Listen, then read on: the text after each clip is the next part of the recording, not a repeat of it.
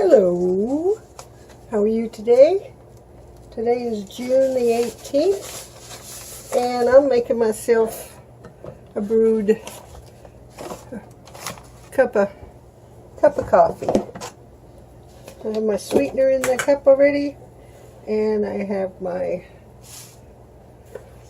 coffee mate that I like to use when I make real coffee instead of instant. I don't go on that bandwagon. If I don't have time for this, I have instant. And I like it. But I also like this.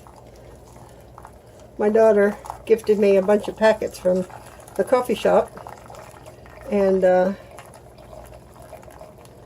very grateful for the Melita one, which I like this one because you could see how high it is in the cup. Yeah, I like this one. It lets you see, and it's red. Alright, instead of letting it finish, let me tell you what I'm going to be doing today after I get my coffee going. There's a pita bread recipe that I enjoyed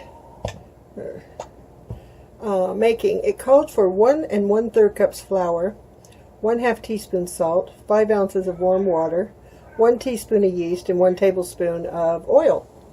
Okay. Now you mix it and then you let it rest for 15 minutes. Then you stretch and fold. I will show you in a minute how that works. And you do that 3 times with 15 minutes in between. Then you roll it out to 7 inches. And, well, you divide it, of course, into balls. And then roll it out to 7 inches. Prick with a fork on both sides. And in a hot pan, you can fry the bread. You don't need oil in it. The last time I did it, I didn't use the oil. So, yeah. That's what I'm going to be doing. And the reason I'm doing this is I'm trying something different. I don't know if anybody else has done it. I haven't Googled it, so I don't know if it's out there or if what I'm doing is something special. But I ordered from Walmart on my grocery list rye bread because I wanted a Reuben sandwich. You know when you want something and you've been thinking about it for over a month and you just want it and then you finally give in and you get it. Well, they didn't have it was unavailable at Walmart. So there was no substitution for that. Go figure. So I decided, I know I had rye flour, and I know I have white flour, so why not make pita bread, a rye pita bread?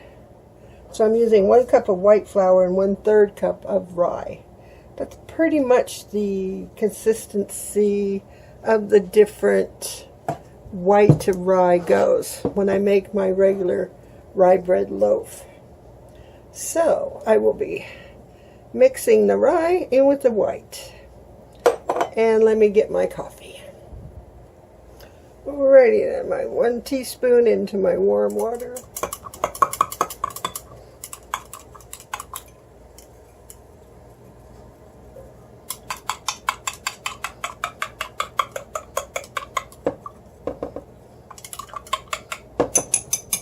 Add the salt.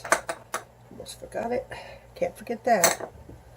That would not be good. Since I am using 2 different flours, white and rye.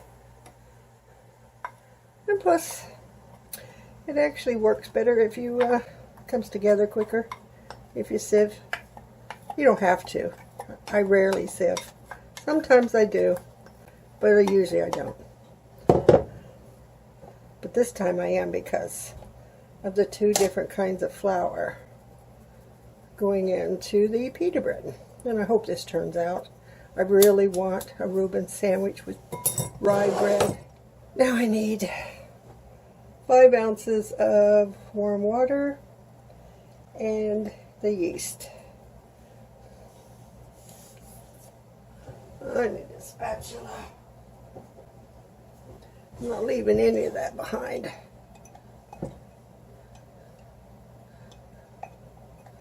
All the soldiers in the pond.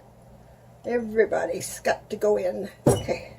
Now I find, can you see that? Where does it need to go? There. Okay, let's put it on a wet thing here. I'm going to keep it from sliding. There we go. I find that these bowls, I bought these at the dollar store. These floured bowls, like that, work really well for this. And this rice paddle works really well. Used to use a wooden spoon, but I find the rice paddle works better. It doesn't stick as much. So, let's get this mixed in together. It scrapes down easily with this bowl. And I grease the other bowl. I have two of them. So that way I wouldn't have to clean this one and then put the ball, because you got to rest it after you've made it. Oh, what did it say? Mix and rest for 15 minutes. I have a ball. I'm going to plop that ball into this greased bowl, and it's got to rest for 15 minutes, preferably covered. Okay, now I've already put some shortening coconut oil on this saran wrap that I'm going to cover this ball with. Now I'm just going to push down like that on the saran wrap just to get it covered. It doesn't, like, makes a nice tight seal. I'm going to set my timer for 15 minutes and turn it on, otherwise I'll get busy looking at YouTube and forget all about this. Come back and check later. Now it's been 15 minutes, covered with saran wrap, so now we need to pull and fold. Pull and fold. And then cut it into 4 balls once we're done.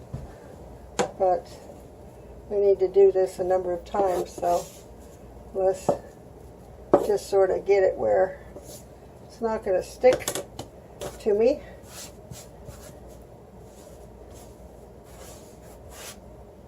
Trying to just use one hand in case I have to maneuver the camera. There we go.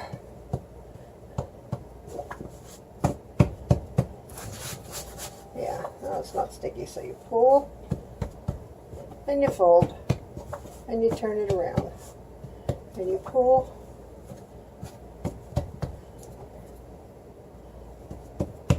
and you fold, turn it around. Sort of like making puff pastry. It's a lot similar to it. And you pull and you fold. And you roll it back up into a ball, like that, and you put it back in the bowl for 15 minutes. Covering it the same way we did before. Just push down on the saran wrap real close. And there you go. That's that step. Hello, folks. I've done my 15-minute intervals 4 times. Now you cut the dough into 4 equal balls, and we're going to roll it out to roughly 7 inches, and then I'm going to cook it in my electric skillet for 3 minutes each side. To poke with a fork.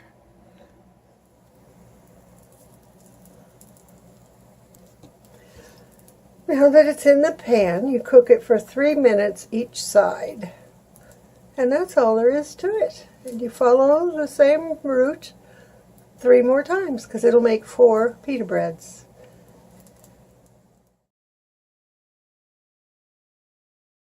I'm not like Justin Rhodes' Burning Up cooking show. If any of you are fans of his, he has an interesting channel. If you're a homesteader, which I'm not, but the birds in my backyard count. If they do, And then, yeah, I'm a homesteader. And chipmunks and squirrels, does that count? I guess you got to get something from them. How about entertainment from them?